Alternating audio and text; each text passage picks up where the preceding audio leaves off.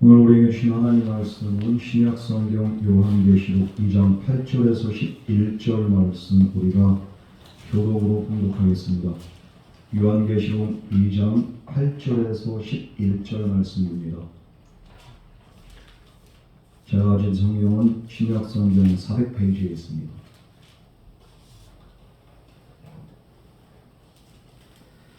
서머나 교회 사자에게 편지하라. 처음이요 마지막이요 죽었다가 살아나신 이가 이르시되 내가 예라가 비교하노라. 실상은 내가 그리워한 자니라. 자칭 유대인이라는 자들의 비방도 알거니와 실상은 유대인이 아니요 사탄의 편하라. 너는 장차 받을 고난을 두려워하지 말라. 볼지어다 마귀가 장차 너희 가운데에서 몇 사람을 옥에 던져 시험을 받게 하리니 너희가 10일 동안 환난을 받으리라. 내가 죽도록 충성하라. 그리하면 내가 생명의 관을 내게 주리라. 귀 있는 자는 성령이 교회들에게 하시는 말씀을 들을지어다. 이기는 자는 둘째 사망의 해를 받지 아니하리라. 아멘. 우리 시간 같이 기도하겠습니다. 사랑과 은혜 하나님 아버지, 오늘도 우리에게 필요한 말씀 우리에게 허락하신 줄 믿습니다. 이 말씀 붙잡고 우리가 믿음으로 승리하며 이 악한 세상, 정말 우리가 죄를 이기고 이 세상을 이기고 사망을 이기고 또한 사탄을 이기며 유혹을 이기며 우리가 온전히 주님 앞에 설 수 있도록 오늘도 우리에게 온전한 믿음과 은혜를 허락하여 주시옵소서. 여러 가지 사정으로 이 자리에 나오신 성도들이 있습니다. 이들과도 함께 하시사 주님께서 금요를 여기시고 불쌍히 여기셔서 이 모든 성도들도 주님 앞에 온전히 나와 정말 온전히 주님을 예배드릴 수 있는 환경적인 은혜와 또한 삶의 은혜와 영적인 은혜를 허락하여 주시옵소서. 오늘 이 자리에 성령 하나님 함께 하실 줄 믿사오며 예수님 이름으로 기도드렸습니다. 아멘. 이제 이렇게 요한계시록 2장으로 넘어가면서 이제 지난 시간에 이제 에베소 교회에 이어서 이제 서머나 교회에 보내신 하나님의 편지의 내용이 바로 오늘 본문 말씀입니다. 지난 시간에 우리가 정말 처음 행위를 가지려고 했습니다. 에베소 교회가 정말로 사실은 이렇게 여러 가지로 훌륭하고 칭찬도 많이 받았습니다. 그러나 한 가지 흠이 무엇입니까? 이들의 열심과 이들의 정말 사역과 이들의 놀라운 그 정말로 그 모든 역사들이 이젠 처음에 그 열정과 그 사랑이 식어지고 행위만 남는 것, 형식만 남는 것. 여러분, 우리 하나님께서는 행위보다도 마음의 중심을 더 이렇게 감찰하시고 중시하신 줄 믿으시기 바랍니다. 행위 없는 그런 이렇게 믿음 있잖아요. 그리고 행위 없는 믿음 뭐 있을 수 있어요. 그러나 믿음 없는 행위, 사랑 없는 행위, 이거 하나님 기뻐하잖아요. 우리가 믿음이 부족해서 행위가 좀 부족할 수는 있습니다.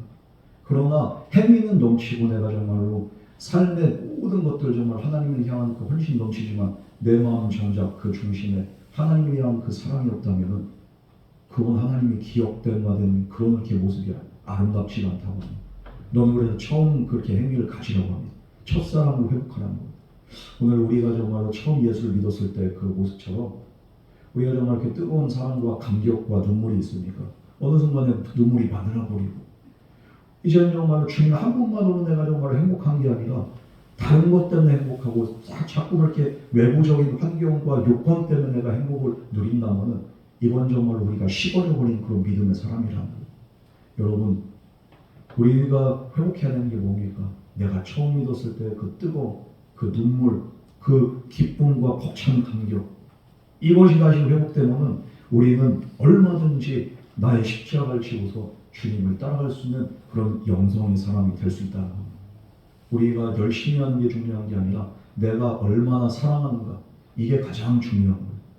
그래서 너는 에베소 교회에서도 한 가지 너 진짜 아시는 거, 처음 사랑 회복해라. 이게 바로 에베소 교회뿐만 아니라 오늘 저와 여러분에게 주신 하나님의 말씀을 우리가 받아들여야 된다는 겁니다. 오늘 또한 이 서머나 교회에 보내신 하나님의 편지는 무엇입니까? 바로 정말로 위로와 격려의 편지예요. 이 서머나 교회는 보니까요, 그 소아시아 7교회 중에서 빌라델비아 교회와 서머나 교회 이 두 개의 교회만 유일하게 책망을 받지 않았어요. 하나님께 칭찬만 받은 그런 교회가 바로 서머나와 빌라델비아 교회입니다. 이 서머나는 현재 터키의 그 어느 지역입니까? 이즈미르 지역이 있습니다. 이 서머나라는 게. 그런데 이 에베소 교회에서 북쪽으로 약 한 56km 정도 떨어져 있는데 로마 제국에 이렇게 아주 충성한 그런 도시였습니다. 그러면서 황제 숭배가 아주 강력하게, 우상 숭배도 있지만 그거보다도 가장 강력하게 황제를 숭배했던 도시가 바로 서머나 그 도시였습니다. 여기는 당시 그냥 이렇게 또 로마의 그냥 이렇게 그 중심 요충지였고요. 그렇게 교통에 지리적인 여건상 내륙과 교역이 활발하게 돼 있어요. 그러면서 과학과 의학과 건축 수술이 이렇게 발달되고 돈이 많아. 그래서 에베소 보가모와 함께 로마 시대 때는 진짜 부유한 상업 항구 도시로 그렇게 꼽혔던 곳이 바로 서머나입니다. 그런데 이 서머나란 이름은 그렇게 막 이렇게 정말로 부유하고 아주 그냥 진짜 이렇게 상업적이고 활발한 도시의 그냥 이렇게 이미지에 비해서 서머나란 이름 자체는 좀 안 어울려요. 왜 그렇습니까? 이 서머나란 이름이 바로 몰리학이라는 그 이름의 뜻이거든요. 이 몰리학이 뭡니까? 예수님께서도 이제 이렇게 황금과 유향과 몰리학을 가지고 이렇게 동방박사가 이렇게 또 이렇게 예수님을 이렇게 나오잖아요. 이 몰리학이 뭐냐면 마취제 성분이 있어요. 그래서 예수님이 십자가에 달려 들어가실 때 그 쓸개탄 포도주라고 하지만 이게 뭡니까? 이 몰리학을 탄 거예요. 이게 마취제 성분을 탄 포도주를 예수님한테 그렇게 들이미는 거예요. 왜냐하면 십자가 고통이 너무 이렇게 심하니까, 극심하니까. 이게 맛은 엄청 쓴맛을 내는 그렇게 약이었습니다. 그래서 강한 쓴맛을 지닌 약, 이런 그렇게 의미의 이렇게 몰리학, 그 뜻을 가지고 있는 이렇게 서머나라는 도시 이름이에요. 그래서 도시의 이름대로, 그래서 그 이름대로 서머나 교회는 제대로 쓴맛을 본 교회예요, 진짜. 아마 이렇게 진짜 우리가 생각하는 모든 고난의 그냥 이렇게 대명사, 그 대표 하면은 서머나 교회라고 이렇게 꼽을 수 있을 정도로 서머나 교회는 엄청난 박해와 그리고 또 환난을 당한 교회, 그게 바로 서머나 교회였습니다. 여러분, 그러나 오늘 예수님께서는 이 서머나 교회를 향해서 따뜻하고도 강력한 메시지를 우리 예수님께서 그 교회에게 이렇게 주신 겁니다. 오늘 이 서머나 교회를 향한 그 메시지를 통해서 우리가 또 들을 수 있는 하나님의 음성 듣기를 주님으로 축복합니다. 우리 8절 말씀 먼저 다 같이 봉독하겠습니다. 시작.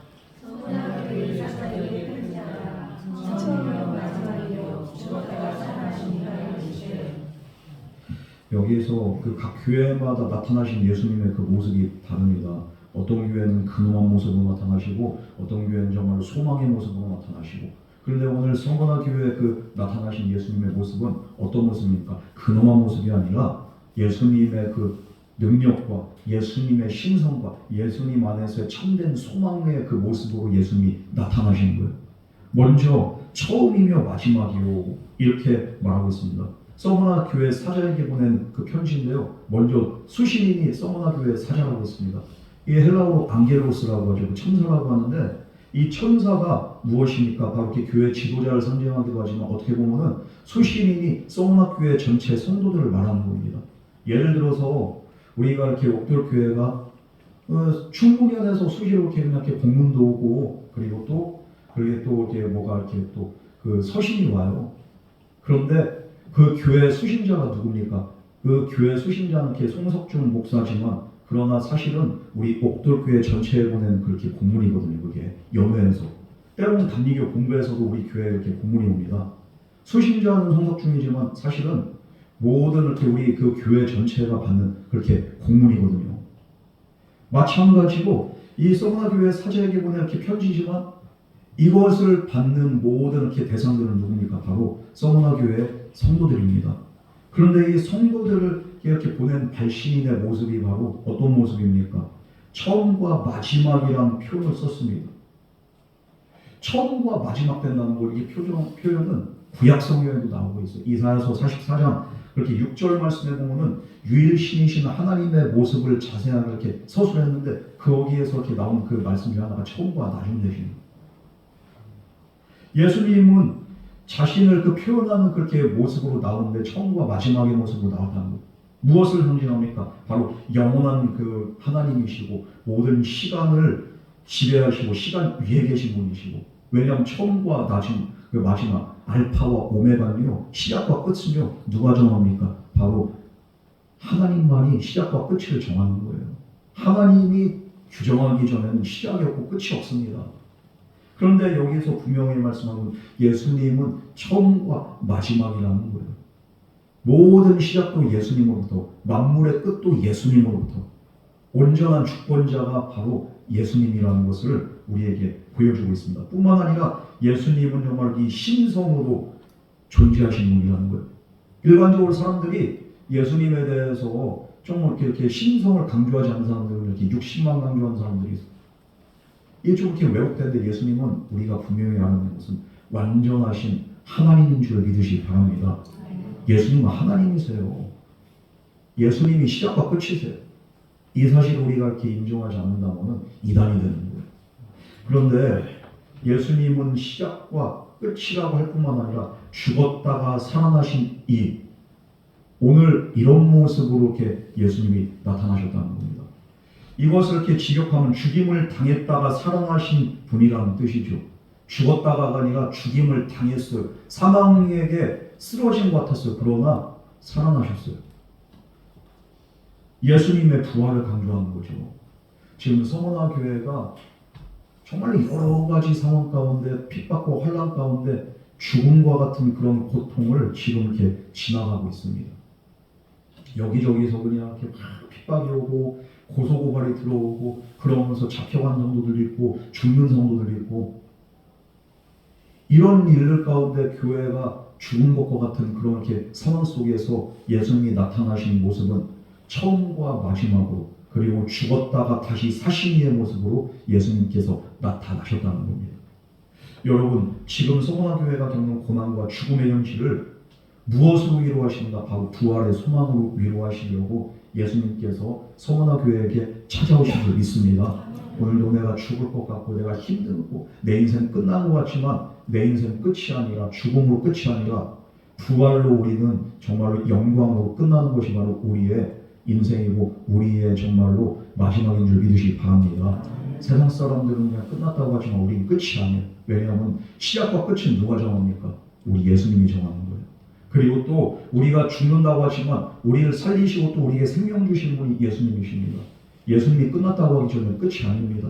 그리고 예수님이 죽었다고 하기 전에는 죽은 게 아니라 우리는 다시 사는 존재고 또 죽어도 사는 존재가 바로 저와 여러분인 줄 믿으시기 바랍니다. 서머나 교회에게 그래서 이런 모습으로 예수님이 나타나셨다는 거예요.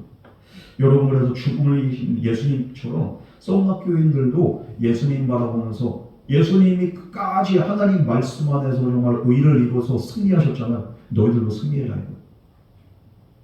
오늘 예수님께서 분명한 것은 네가 죽도록 충성하라고 합니다. 죽기까지 충성하라는 얘기예요. 왜? 그걸로 끝나는 게 아니에요. 너희는 다시 살기 때문이에요. 생명의 멸류관을 얻기 때문이에요. 죽음으로 끝나는 게 아니에요. 너희들 인생 망하지 않아. 내가 너희와 함께하다. 지금 예수님은 그래서 이들에게 이런 모습을 나타납니다. 여러분 그러면은 이 서머나 교회들이 그 성도들이 그 당시에 당했던 어려움이 무엇이었을까요? 우리 9절 말씀에 이렇게 자세히 나옵니다. 우리 다 같이 공부하겠습니다. 시작. 내가 너희 하나님과 함께 하여와 실상은 내가 불안하니라 자칫 윤대인이라 하는 자들의 비방받거니와 실상은 윤대인이 아니요 사탄의 하나라.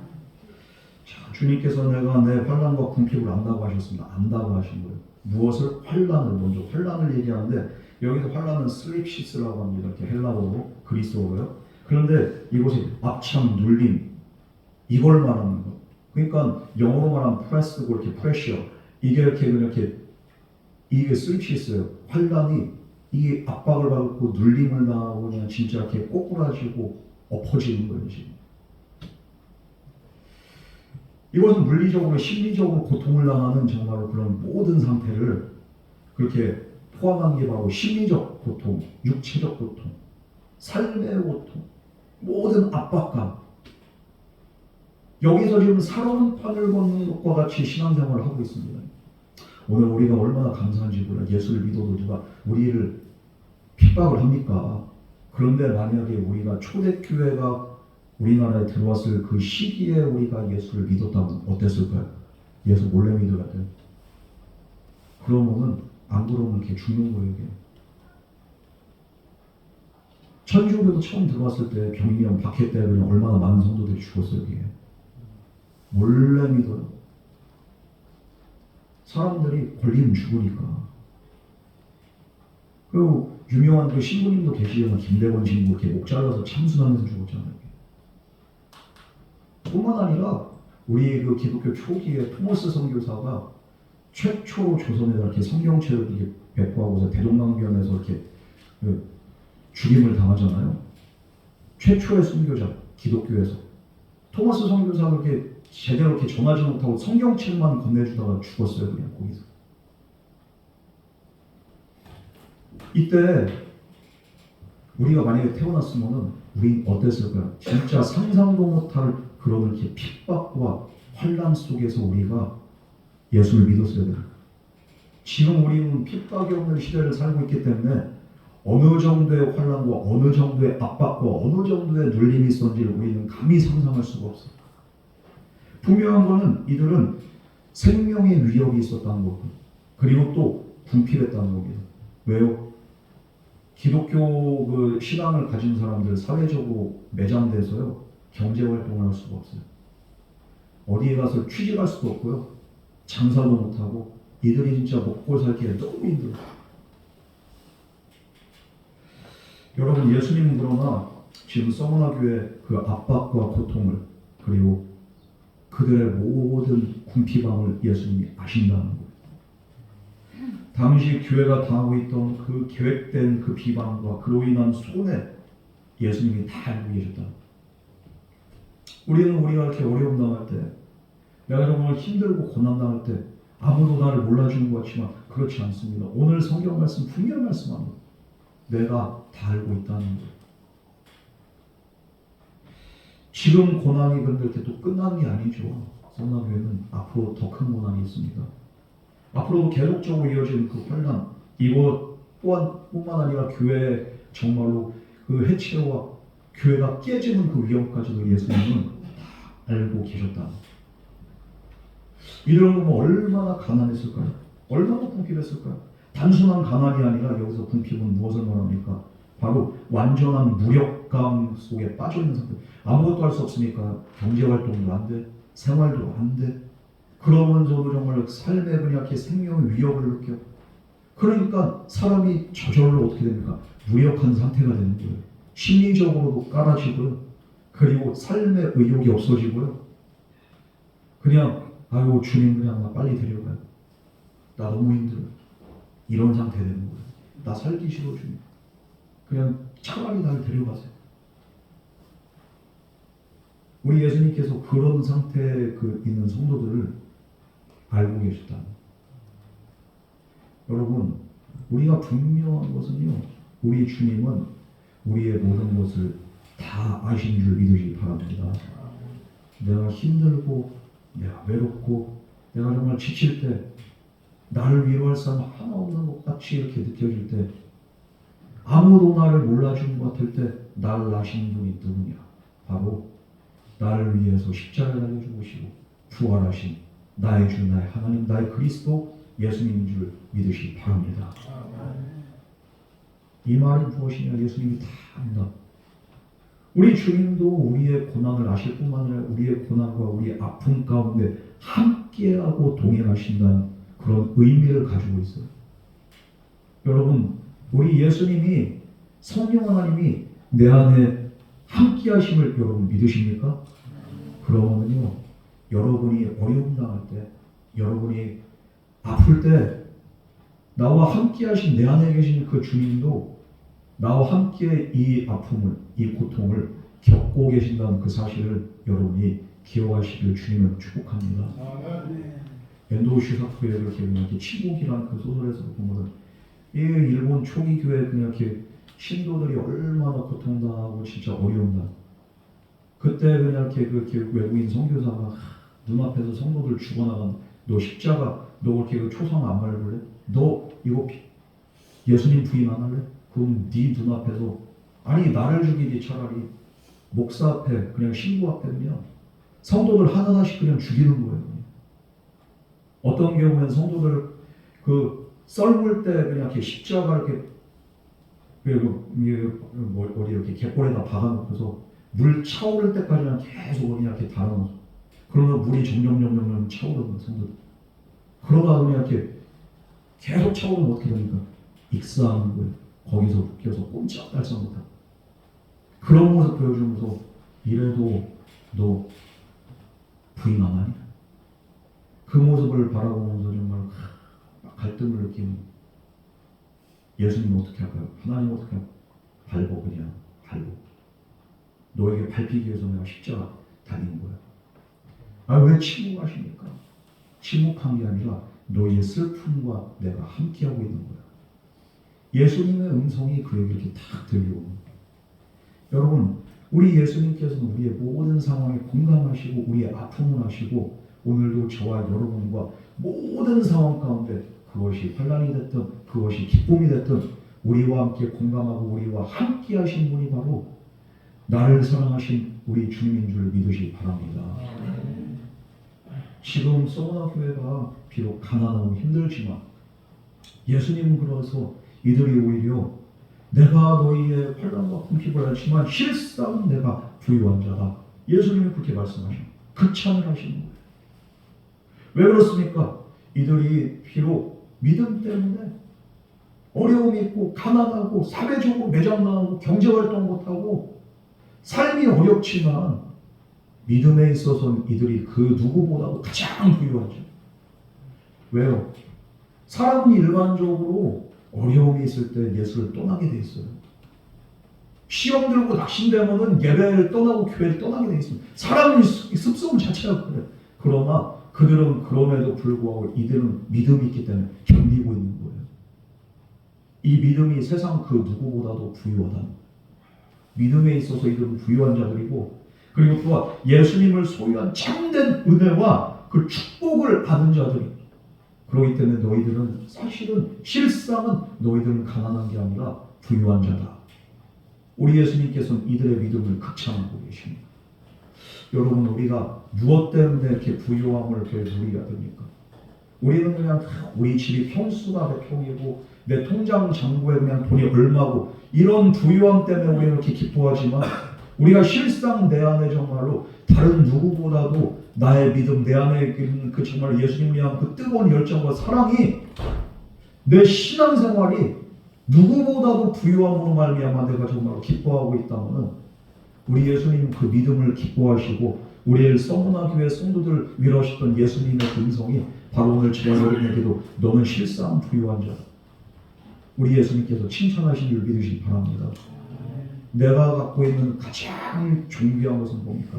주님을 향한 사랑과 주님을 향한 뜨거운 열정과 믿음입니다. 이것이 주님의 그 관점에서 볼 때는 부유함입니다. 반면에 당시 서문화 도시의 상권을 쥐고 있던 사람들이 누구냐? 유대인들이었습니다.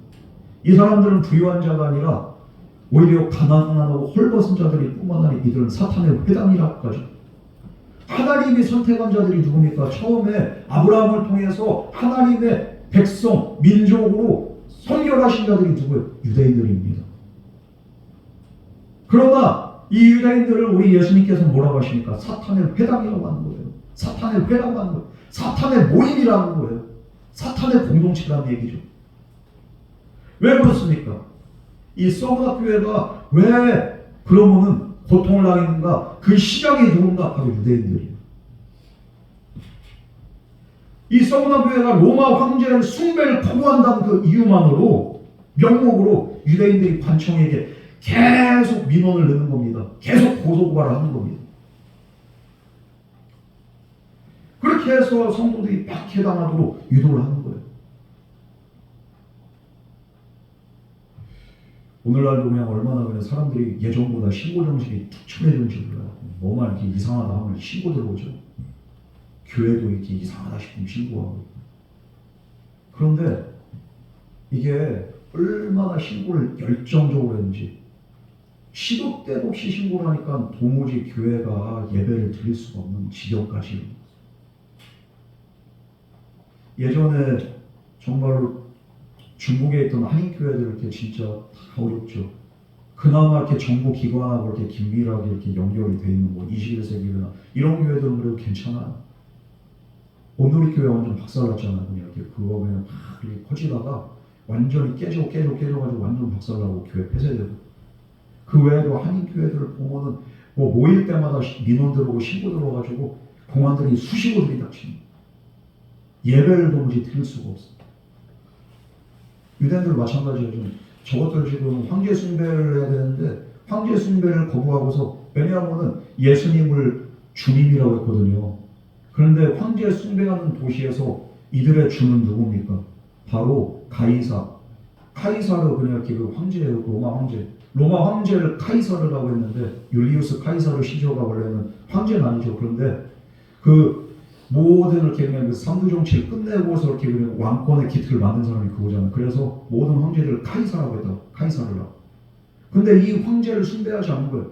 오직 로마 아래에 있는 사람들은 나의 주, 나의 하나님이라는 이렇게 그런 표현까지도 누구를 향해서 로마 황제를 향해서. 근데 그리스도인들은 누구를 향해서 주라고 합니까? 예수님을 향해. 그러니까 황제 숭배를 거부한다고 하는 거예요. 그러면서 유대인들이 그거 가지고서 계속적으로 고발합니다. 왜? 교회가 망했으면 좋겠거든요. 교회가 깨지고 박살났으면 좋겠거든요. 그러니까 열정적으로 고소고발을 하는 거예요. 그렇게 해서 썩락교회가 얼마나 정말로 말할 수 없는 핍박을 받았는지 몰라요. 잡혀가고 죽임당하고 시시때때로 그냥 이렇게 막 들이닥치고. 그러나 성경은 뭐라고 합니까? 유대인의 그렇게 그 유대인이 아니고 실상 사탄의 회당이라고 했잖아요. 사탄의 회당이라고. 사탄의 회당이라고 했던 이유가 뭡니까? 이들은 그러니까 하는 행위가 하나님의 그렇게 감동으로 하는 게 아니라 누구의 감동으로? 사탄이 주는 그렇게 감동 가지고 사탄의 마음을 가지고 사탄의 사주를 받아서 온갖 방법을 동원해서 복음과 교회를 가로막고 있고 박해하고 있기 때문에 이들은 유대인이 아니라 사탄의 회당이라고 합니다. 말로는 자기들이 아브라함의 자손이라고 하고 하나님의 백성이라고 하지만 그러면 아브라함의 진짜 자손으로 오셨던 예수 그리스도를 왜 이들은 배척하고 지금도 그 교회들을 박살내고 있습니까? 하나님이 보실 때는 이들의 그 열심은요 하나님이 기뻐하지 않습니다. 오늘 우리도 마찬가지입니다. 내가 형식만 그냥 그리스도인이라고 해서 하나님 인정하는 게 아니에요. 내가 지금 행하고 있는 일들이 하나님의 감동으로 하는 것인지 아니면은 사탄의 사주를 받아서 하는 건지 이거는 하나님만이 아세요. 오늘 이 본절을 통해서 예수님을 이렇게 위로하시면서 오히려 유대인들을 그냥 지금 이렇게 막 지금 핍박을 이렇게 비난을 하시는데 그러니까 믿음이라고 해서 다 같은 믿음이 아니라는 거예요. 서우나 교회는 외적으로 가난하고 박해를 받았습니다.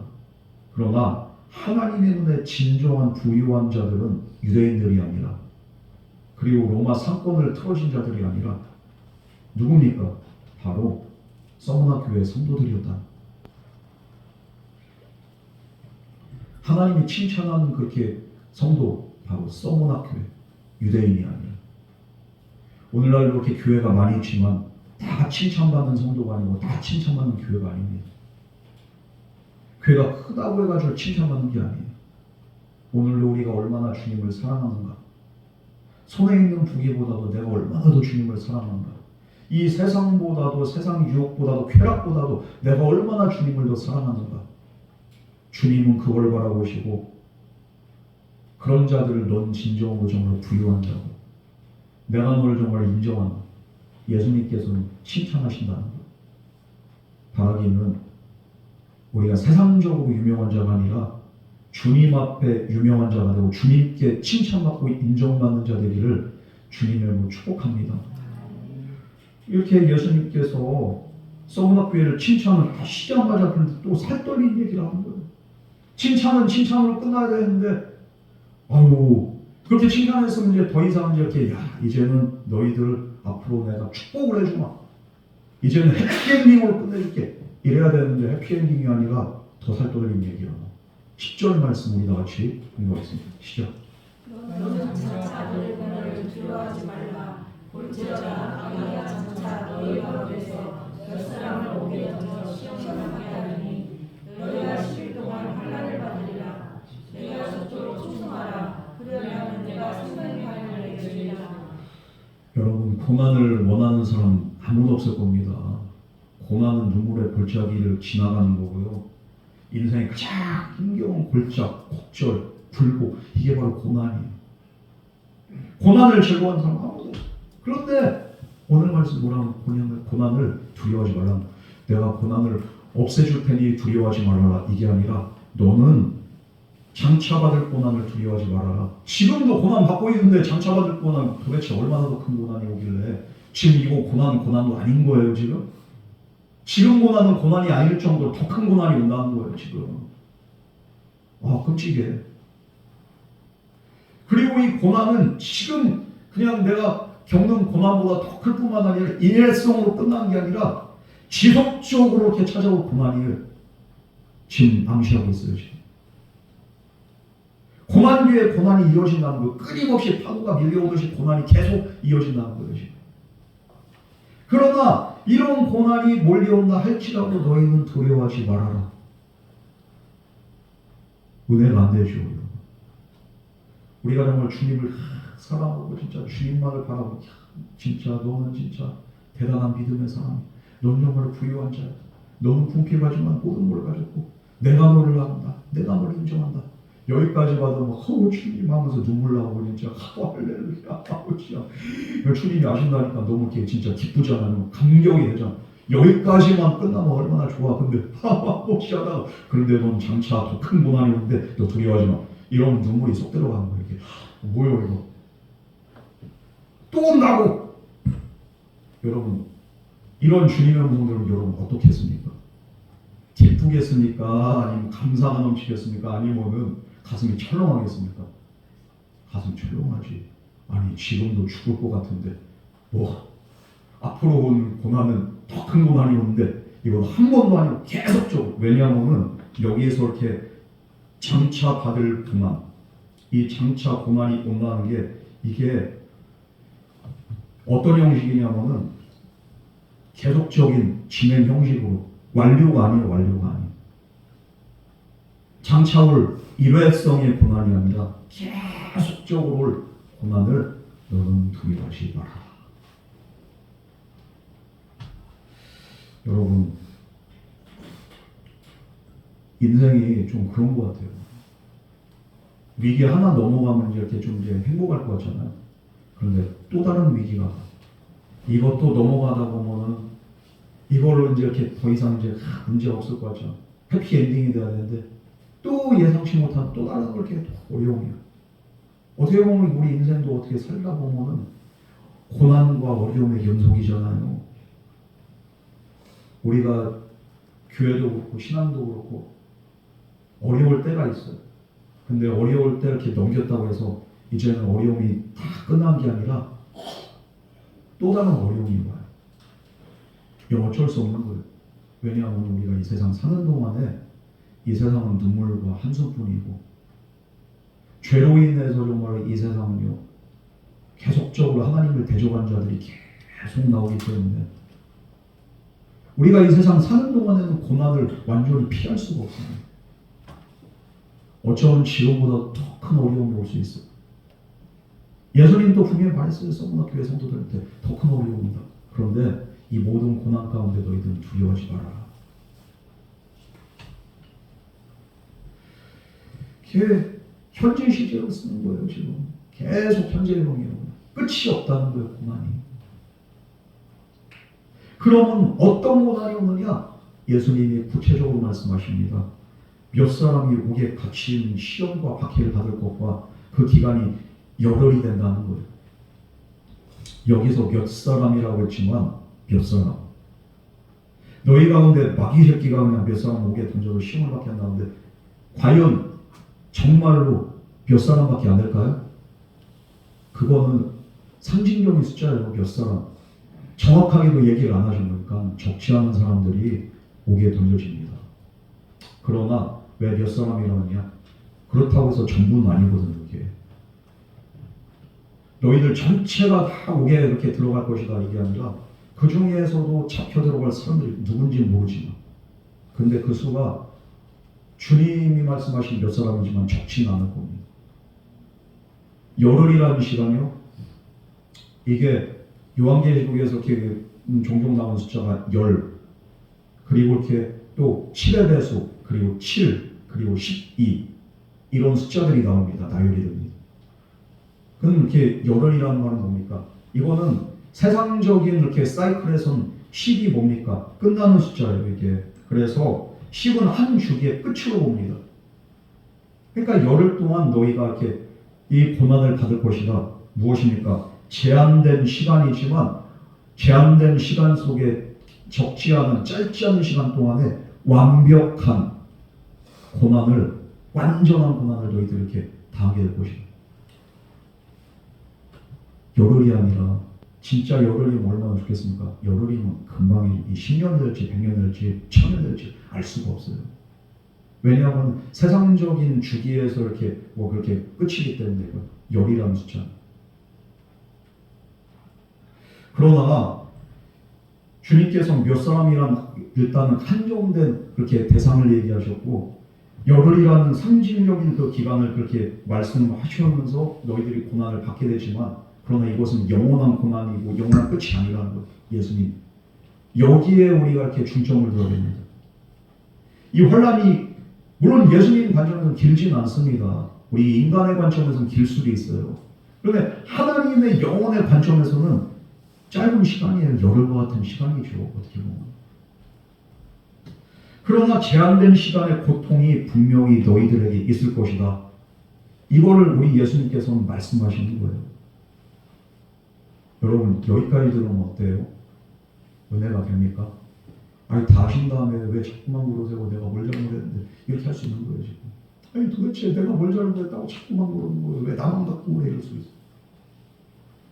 그러나 분명한 사실은 뭡니까? 이 환난과 고난을 주도하신 분이 누구냐? 사탄이 이렇게 일하는 것 같지만, 사탄이 핍박하는 것 같지만 이것도 주님이 허락하신 그 시간 안에서 일어난 일들이야. 우리 예수님의 주권 아래 이런 핍박이 있고 환난이 있고 고난이 있지만 그러나 이것들은 계속 지속되는 게 아니라 어떻게 되는 겁니까? 지나가게 될 것이다. 끝나게 될 것이다. 그렇기 때문에 내 정해진 주권과 시간 아래 허락된 고난들은 반드시 끝나기 때문에 너희는 끝까지 두려워하지 말고 인내하면서 믿음으로 너희들이 이겨 싸우라는 거예요. 어떨 때는 우리가 정말로 주님이 허락하신 고난이 있을 수 있어요. 이 고난 가운데 우리가 믿음을 지킨다면 이것은 연단의 과정이 됩니다. 이 고난 가운데 우리가 이렇게 믿음을 지켜내잖아요. 믿음은 다이아몬드와 같이 정말로 깨지지 않고 부서지지 않고 흔들리지 않고. 여러분 이 모든 연단 신실하게 정말로 잘 겪어낸 자들에게 우리 주님께서 빛나는 상급을 약속하십니다. 그러면서 너는 죽도록 충성하라고 합니다. 이것이 무엇입니까? 바로 네가 죽도록 충성하라. 그리하면 내가 생명의 관을 내게 주리라. 이 고난이 언제 끝날지 알 수 없지만 그러나 분명한 것은 한정된 시간이라는, 얼마나 많은 사람들이 또 이렇게 죽어야 되고 이렇게 핍박을 받아야 될지 알 수 없지만 그러나 전부는 아닙니다. 그것도 특별한 하나님의 은혜 가운데 이렇게 또 선별된 자들일 수도 있고 그 사람이 누가 될지는 알 수 없지만 그러나 분명한 것은 주님께서는 교회를 지키시고 주님께서는 반드시 주님의 주권 아래에서 이 고난이 완전히 끝나는 날을 선포하실 때가 오면 그때가 될 때까지 너희는 잠시 동안 참으면서 죽을 때까지라도, 네가 죽는다 할지라도 너는 끝까지 믿음 잃지 않고 인내하면서 순종하면서 이 믿음의 길을 걸어가는 거예요. 그렇게 될 때 너의 마지막은 죽음으로 끝나는 게 아니라, 죽기까지 충성은 죽는 거잖아요. 죽음으로 끝나는 게 아니라 너는 또 다른 영생의 부활의 생명으로 살아나게 될 것이다. 우리 예수님 이거 약속하십니다. 그러니까 성도들이 죽음에 이를 때까지 충성하라. 이 충성이라는 말은 무엇입니까? 헬라어로는 피스토스라고 합니다. 피스토스는 뭡니까? 신실하다는 뜻이에요. 한결같다는 뜻이에요. 믿을 수 있다는 뜻이에요. 목에 칼이 들어와도 이 사람은 절대 배신 안 해요. 이런 사람 있잖아요. 충신을 향해서 이런 그 충신이 괜히 충신이 아니에요. 내가 잡혀가고 내가 죽는다 할지라도 내 나라 배신 안 하고 내 죽음 배신 안 하는 사람, 이런 사람은 충신이라고. 네가 죽을 때까지 이렇게 변함없는 믿음으로 신실함으로 네가 믿음 지켜라. 여러분, 죽을 때까지 이 믿음 유지하래요. 믿음 언제까지 유지합니까? 우리? 내가 죽음의 문제가 눈앞에 있으면 아마 상당수의 분들은 이렇게 믿음 저버릴걸요. 근데 우리 예수님이 원하는 믿음의 수준은 어디까지? 너 죽을 때까지 변하지 말고 너 믿음 지켜. 그러면 내가 너에게 생명의 관을 줄게. 우리는 약합니다. 우리가 오늘 불렀던 찬양처럼 내 뜻과 결심이 약하여 늘 깨어지기 쉬운 그 사람이 바로 나 항상. 그럼 오늘 이 주님의 말씀을 기억하면서 주님, 내게 편치 않은 믿음을 갖게 해주세요. 환난이 오고 핍박이 오고 어려움이 와도 나에게 정말 어떠한 일들이 닥친다 할지라도 변함없는 믿음으로 주님 바라볼 수 있도록 나에게 은혜 더하여 주시옵소서. 우리가 이렇게 주님 앞에 믿음으로 고백할 수 있는 저와 여러분들을 주님은 축복합니다. 오늘 이 말씀대로 서머나교회가 엄청난 핍박을 받아요. 특히 기독교사에서 서머나교회 대표적인 순교자를 거론할 때 누구를 거론합니까? 폴리캅 장로를 이렇게 거론할 수 있죠. 서머나교회 그렇게 감독이었습니다, 이 사람. 그리고 신학자였어요. 예수님의 그냥 이렇게 신성에 대해서 신학적으로 잘 정리해서 성도들에게 이렇게 또 이렇게 신앙교육을 잘하는 사람이 폴리캅입니다. 폴리캅의 스승이 누구냐? 바로 오늘 요한계시록의 저자 사도 요한입니다. 요한이 그냥 이렇게 진짜 이렇게 말리언에 젊은 폴리캅을 만나서 이 폴리캅이 요한의 그 영성과 그 믿음을 그대로 개성해서 또 후대에게 전하게 되는 거예요. 요한이 죽었지만 요한의 정신을 개성한 사람이 폴리캅. 그래서 그 사도들의 그 다음 제자들을 속사도라고 해서 사도 시대가 끝난 다음에 속사도 시대로 이렇게 접어들 때가 있었어요. 기독교 초기에. 그런데 요한과 똑같은 거예요. 그냥 요한처럼 그냥 불과 같이 사역을 하고 폴리캅이. 그러면서 성락교회를 그냥 집행을 하는 기동이 됩니다. 그런데 AD 그렇게 155에서 이제 이렇게 160년경에 로마 당국에 의해서 이렇게 체포가 됩니다. 이 폴리캅 장로가. 그러면서 화형을 당하는 거예요. 그런데 순교 직전까지 신앙을 저버리지 않은 사람이 누구냐? 폴리캅. 너 한 번만 그냥 예수 부인하고 그러면 또 한 번만 그러면 살려줄게. 나 살 만큼 살았어요. 86년이나 살았는데. 내가 86년 동안 그분을 따랐고 섬겼고 그분은 나에게 아무런 해도 끼치지 않았습니다. 나를 실망시킨 적이 한 번도 없는 그분. 내가 어찌 나의 왕이시며 구주이신 그분을 모독하고 실망시키겠습니까? 난 이대로 죽겠습니다. 폴리캅이 죽기까지 충성을 합니다. 그러면서 사람들이 다 본납해서 화형을 당합니다. 전설에 의하면 그렇게 폴리캅 장로가 화형당해서 그냥 그렇게 불길에 휩싸이는 순간에 그냥 그냥 이렇게 그 사형장 주변으로 향기가 그냥 진한 향기가 이렇게 퍼져나갔다는. 어떤 분들은 그것이 바로 정말로 순교자의 이렇게 아름다운 이렇게 그 향기고 그리스도의 향기라고 이렇게 또 말하기도 하는데, 죽기까지 아무리 사람이 80이 넘고 90이 넘어도 화형당해서 죽고 싶은 사람 누가 있겠습니까? 그런데 죽기까지 충성한 거예요. 그 믿음 본받아서 서머나교회 성도들도 또 죽기까지 충성을. 대대적으로 박해받은 것만 해도 교회 그 역사사에서 서머나교회가 10번 이상의 그냥 엄청난 박해를 받았습니다. 그걸 견딥니다. 오늘 주님 말씀이 그럼 이들이 견딜 수 있었던 게 왜 그렇습니까? 평화로운 믿음의 사람에게 영원히 변하지 않는 상급을 약속했기 때문에 생명의 관을 내게 주리라. 이 관은 뭡니까? 스테파노스인데요. 왕관이 아니라 그 당시 경기장에서 그렇게 진짜 이렇게 승리자에게 그렇게 수여하는 월교에 가는 말입니다. 이것은 행위에 대한 상급이 아니에요. 이 관은 바로 신실한 믿음에 대한 보상이 바로 생명에 썩지 않는 영생의 면류관이라는 거예요. 이것은 순교자나 고난을 이긴 자에게 주어지는 영생의 상급입니다. 우리나라도 이렇게 기독교 역사를 보면 산정원교회 성도들이 순교를 계속 전도사도 순교나고 장로들도 순교나고, 그런데 그 순교에 일받다가 그냥 주기철 목사님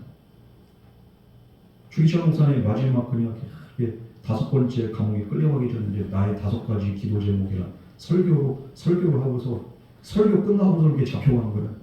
그때 성도들이 불렀던 찬송이 그냥 내 주는 강한 성이요 방패와 병기 되시니 글만란에서 우리를 구하여 내시리로다.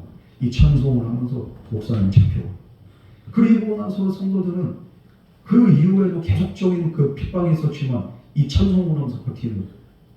나의 주님이 강한 성이고 방패와 병기가 되시고 큰 환난에서 우리를 구원하실 분 오직 예수 그리스도, 이들이 이것을 주장합니다. 그러면서 그 믿음을 그냥 계속 지키다가 6.25 때 이제 믿음의 이렇게 자유를 찾아오고, 북한에 그 원래 평양에 있었잖아요. 산정교회가 서울로 내려온 거예요. 그 교회 그 지금도 남아서 서울에 산정형 교회가 있잖아요. 그 주기철 목사님의 그 영성과 그 믿음을 본받아서 그 성도들이 믿음 끝까지 지키다가 남한으로 내려온 거예요. 여러분, 우리 주님은 믿는 자가 고난을 안 당하는 것이 아니라, 고난은 당하지만 오늘 말씀처럼 고난은 잠시 잠깐이고 끝까지 충성한 자에게는 생명의 면류관, 부활과 영원한 생명을 보장하는 영생의 면류관을 그에게 주겠다고 우리 예수님께서 약속하셨습니다.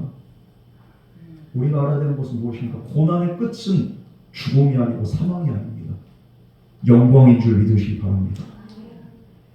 이 믿음은 순간 결정이 아니에요. 죽을 때까지 지속적으로 지켜야 되는 신실함, 이게 바로 우리의 믿음이 되어야 되는 줄 믿으시기 바랍니다. 그냥 지금 내가 기분 좋을 때 그냥 믿고 기분 나쁠 때는 토라지, 이거 믿음 아니에요.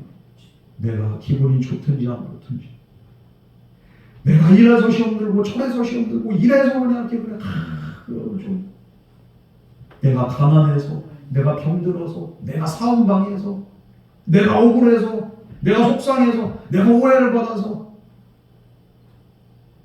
내가 욕을 먹어서 그래서 믿음이 변한다면 그 믿음 아니에요.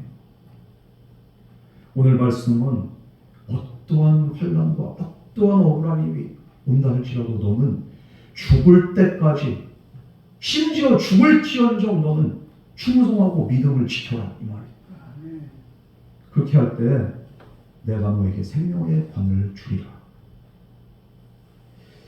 여러분, 이 믿음의 끝이 바로 생명의 면류관이라고 분명히 말씀하고 있습니다.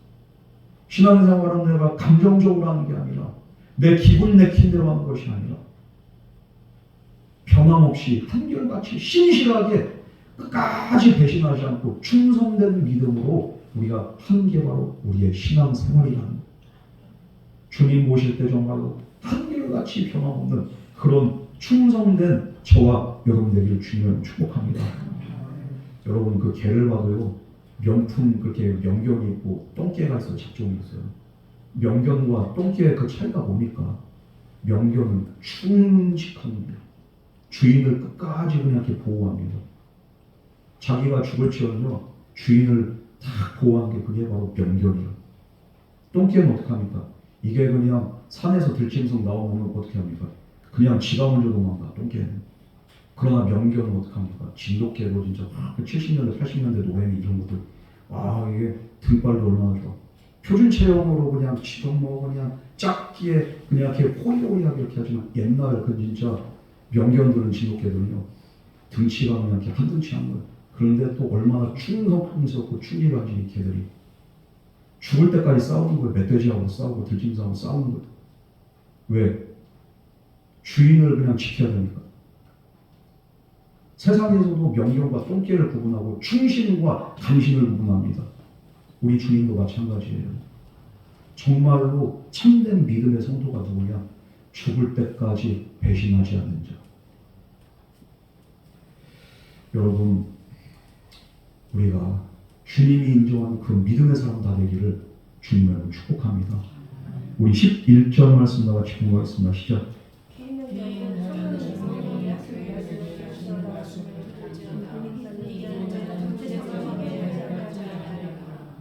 귀 있는 자는 어떤 자나? 바로 순종할 마음이 있는 자가 귀 있는 자야. 들어도 그냥 지 듣고 싶은 말만 듣고 그런 사람한테는 얘기를 하고 싶습니까? 안 하고 싶어요. 아무리 얘기를 해도 지 듣고 싶은 말만 하고 항상 그대로요. 그런 사람한테는 얘기할 가치를 못 느끼는 거예요. 대화가 안 되고 상대가 안 되는 거예요. 어떤 사람하고 이렇게 대화가 됩니까? 내 말을 들어준 사람하고 대화가 되는 거죠.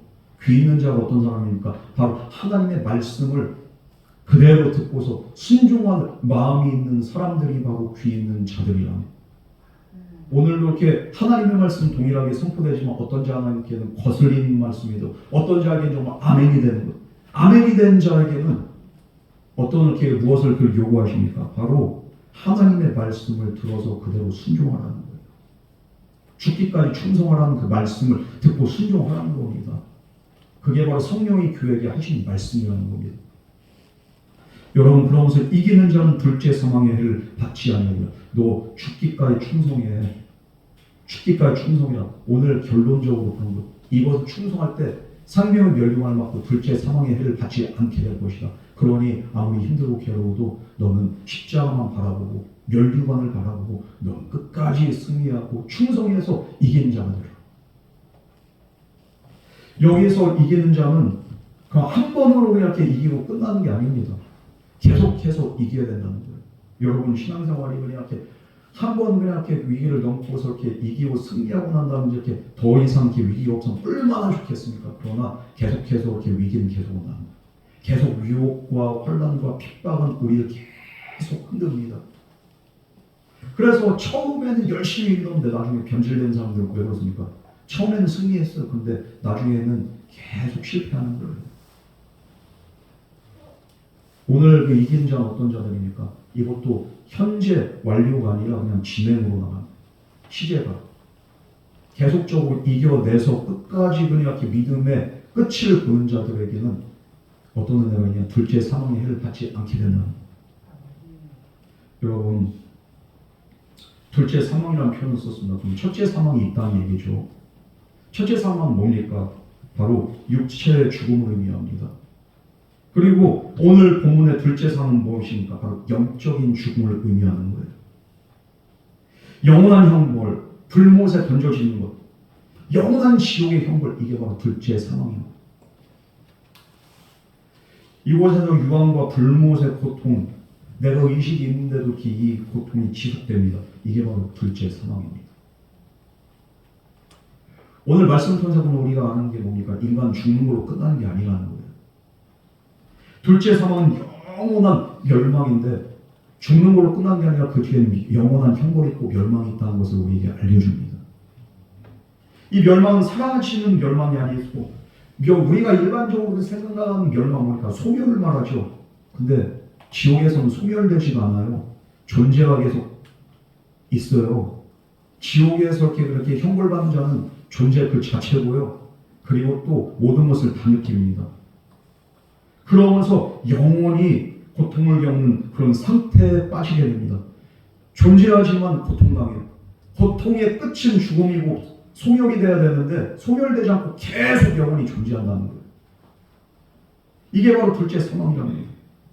그러므로 이 둘째 사망은 단순하게 공포의 개념이 아니라 무엇입니까? 하나님 없는 삶의 영원한 종착역이 바로 둘째 사망이라는 거예요.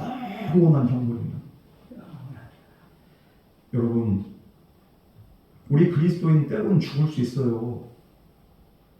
죽을 수 있지. 죽지요. 그리고 그러나 죽음으로 끝납니까? 아니에요.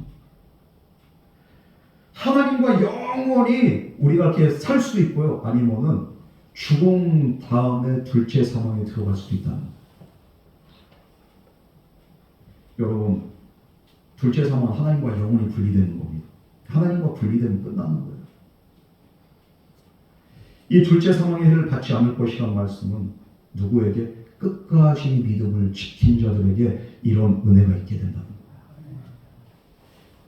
여러분, 멸망이 아닌 영혼의 생명으로 주님께서 보호하실 줄 우리가 믿으면서, 큰 환난에서도 우리를 보호하실 주님 바라보면서 우리 믿음으로 인내하고 승리해야 될 줄 믿습니다.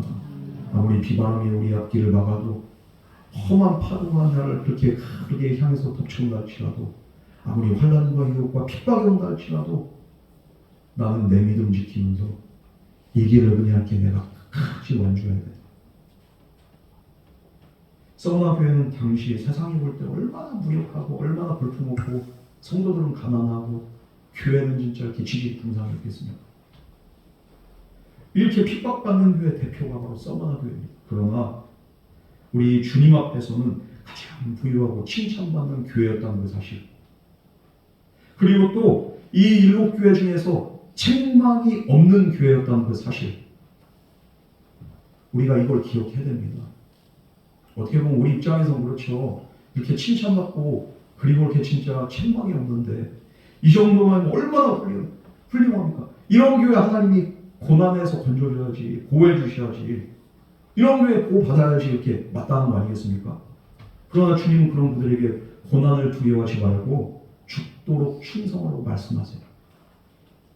우리의 일반적인 상식으로 이게 이해가 갑니까? 하나님이 기뻐하고 계신데도 고난받을 건데 그 죽을 때까지 충성이라 이러면은 그만두고 싶어요. 때려치고 싶어요. 그러나 여기에 주님의 깊은 뜻이 있는 거예요. 바로 이들의 당하게 하신 그 이유가 뭡니까? 바로 생명의 멸류관을 주시고 둘째 사망의 해를 받지 않게 하기 위해서, 이들에게 상급 주기 위해서 우리 주님께서는 이 고난 중에서도 이들에게 은혜를 베푸신 줄 믿으시기 바랍니다. 고난 가운데 그래도 은혜가 넘쳐요. 그 은혜가 넘치기 때문에 또 그 은혜 때문에 우리는 또 이 고난을 이기고 승리하게 됩니다. 고난 당할 때 주님이 외면하시는 게 아니라 오히려 우리에게 족한 은혜를 부어주시기 때문에 그 은혜 때문에 우리가 승리합니다. 여러분, 은혜 없는 고난이 없습니다. 주님은 고난 가운데서 은혜로 저와 여러분을 붙잡고 계십니다. 그러므로 아무리 힘들고 괴로워도 주님 바라보고 믿음으로 승리하는 저와 여러분에게 주님을 축복합니다. 지금 여러분 어떤 어려움 가운데 있습니까? 남들에게 말 못할 그 어려움이 무엇입니까? 여러분, 주님 말씀하십니다. 네가 죽을 것 같다 할지라도, 설령 죽는다 할지라도 너는 믿음 지켜라. 승리해라. 무엇 때문에? 우리가 왜 이렇게까지 해야 되나? 생명의 멸류관이 있기 때문에. 여러분, 지금 우리는 어떻게 신앙생활하고 있습니까? 무엇을 바라보고? 정말로 생명의 멸류관을 바라보면서 여러분 신앙생활 하고 계십니까? 바라기는 생명의 멸류관을 바라보고 나의 십자가를 짊어지고 주님 따라갈 수 있는 저와 여러분 되기를 주님으로 축복합니다. 우리가 이 시대에 서머나 교회처럼 이렇게 살 수 있다면요, 비록 세상에서 내가 가난하고 무시당하고 멸시 천대를 받아도 우리가 하늘에서는, 그리고 하나님 앞에서는 영원히 부유한 자로 우리가 평가받고 칭찬받게 된다는 그 사실, 그 사실을 우리가 기억하시길 바랍니다. 예수님 우리의 각자 고난을 아세요. 우리의 아픔을 아시고 우리의 눈물을 아십니다. 그러나 그 고난의 끝에 영광의 영생의 멸류관, 생명의 영광이 우리에게 예비되어 있기 때문에 우리는 끝까지 충성하고 믿음을 지키는 그런 믿음의 삶을 우리가 살아야 되는 줄 믿습니다.